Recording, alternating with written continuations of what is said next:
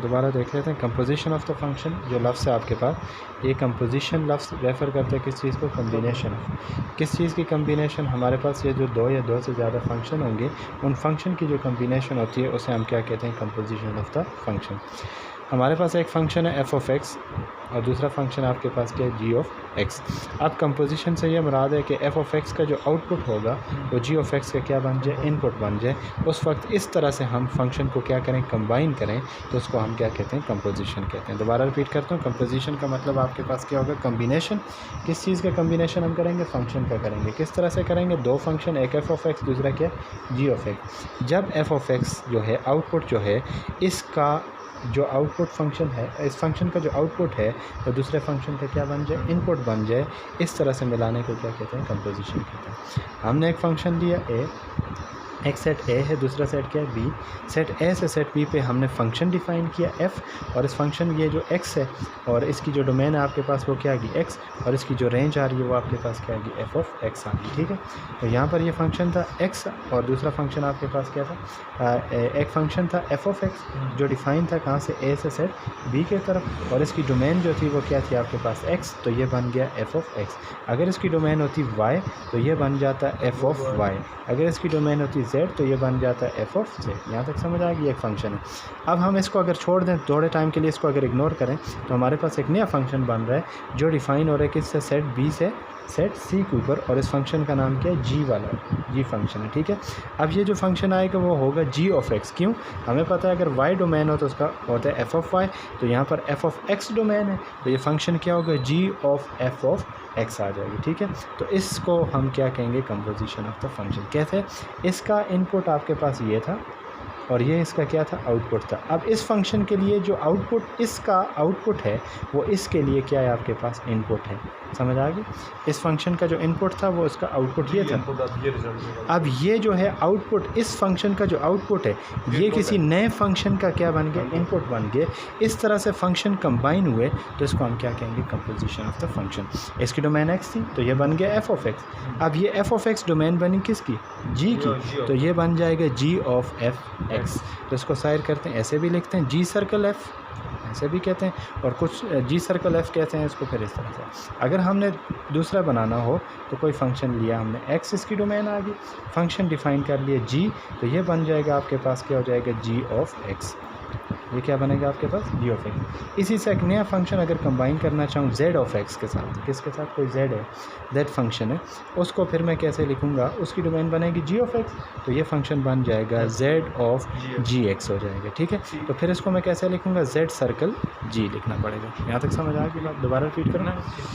अच्छा, अब यहाँ पर एक कंडीशन है कि ये कंपोजिशन हर वक्त हर फंक्शन की कंपोजिशन भी पॉसिबल नहीं होती। किस तरह से नहीं होती, अभी मैं एक फ़ंक्शन लिखूँगा, आपने मुझे बताना है क्या ये फ़ंक्शन किसी फ़ंक्शन की डोमेन बन सकता है कि नहीं।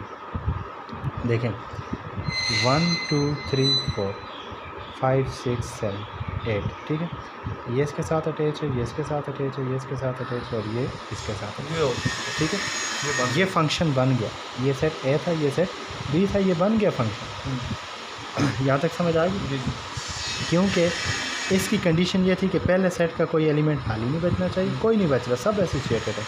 पहले का एक एलिमेंट दूसरे के दो के साथ भी नहीं, फंक्शन है। लेकिन जब इसकी बात करूँगा अभी यहाँ से, यहाँ पर ये फंक्शन बनेगा सी, इस फंक्शन का नाम f था तो ये फंक्शन क्या आ गया, g आ गया। अब यहाँ पर है 5 4 5 6 7, अब ये इसके साथ एसोसिएट, ये इसके साथ एसोसिएट, ये इसके साथ एसोसिएट, ये इसके साथ एसोसिएट, फर्ज करें।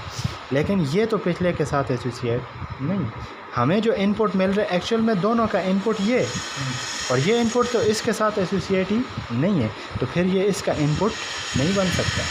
समझ आ गई बात, फिर ये इसका इनपुट नहीं बन सकता। इस वक्त ये वाला फंक्शन डिपेंड करता है इसके ऊपर और ये डिपेंड करता है किसके ऊपर, इसके ऊपर, जबकि ये वैल्यू जो है ये इसके साथ एसोसिएट नहीं है, तो फिर इसका मतलब ये वाला इस वैल्यू के ऊपर फंक्शन डिफाइन नहीं हो सकता। अगर इस वाली लाइन को मैं बिल्कुल हटा दूँ तो अब ये फंक्शन बन सकते, क्योंकि जो ये वैल्यू डिपेंड करती है इसके ऊपर और ये डिपेंड करेगी किसके ऊपर, ऊपर, फिर ये आपके पास क्या बनेगा, फंक्शन बनेगा। ठीक है, तो इस केस में जब आपके पास कोई एलिमेंट जो 1 to 1 फंक्शन नहीं होगा तो उस केस में जो कंपोजिशन का पॉसिबल नहीं होगा, क्योंकि 1 to 1 होना ज़रूरी है। What is mean by 1 to 1, कि हर एलिमेंट अटैच होना चाहिए, इसका एक के साथ एक होना चाहिए तो उसके साथ हो सकते हैं। ये वाली बात ये है, ये तभी पॉसिबल होगा जब उसकी रेंज इक्वल हो जाएगी किसके, कोडोमेन के। ये वाली बात समझ आ गई।